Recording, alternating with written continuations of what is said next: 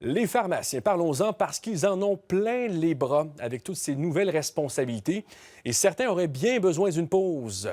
Mais le problème avec cette pénurie de personnel, ça se peut bien que votre pharmacie de quartier ferme à Noël ou encore au jour de l'an. Et on le sait, les bactéries, elles, ne prennent jamais de vacances, comme nous l'explique Simon Gamache-Fortin. Les défis sont grands pour les pharmacies communautaires pour la période des fêtes. La demande est importante et le personnel disponible sur le terrain, lui, est beaucoup moins important qu'à l'habitude, notamment en raison des vacances. Il faut dire que la demande pour les services en pharmacie a explosé dans les dernières années. Au Québec, en 2024, il y a 10 423 pharmaciens. On parle d'une augmentation de 7 en 5 ans.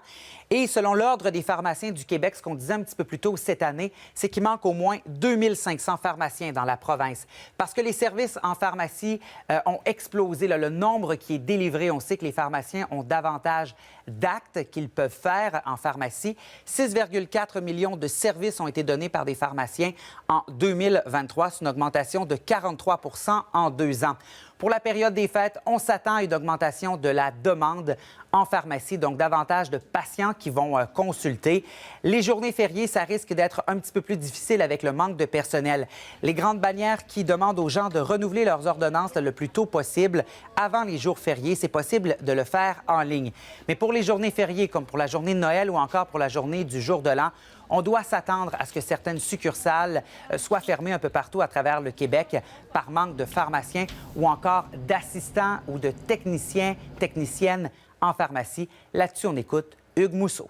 C'est certain que le 25 décembre, le 1er janvier, il y aura certaines pharmacies qui seront fermées au Québec. Ce qu'on invite les gens à faire, c'est de valider sur le site web de la pharmacie ou encore en téléphonant les heures d'ouverture avant de se déplacer.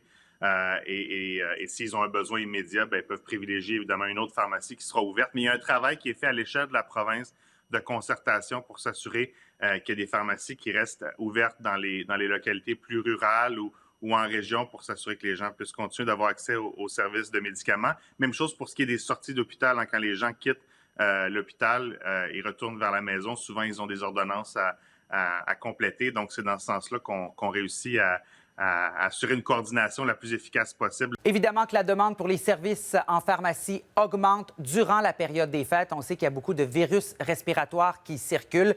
S'il y a plus de consultations à l'urgence, parfois des gens ont besoin de médicaments. Ça se reflète en pharmacie. Il y a plusieurs personnes également qui consultent les pharmaciens. Simon Gamache-Fortin, TVA Nouvelles, Montréal.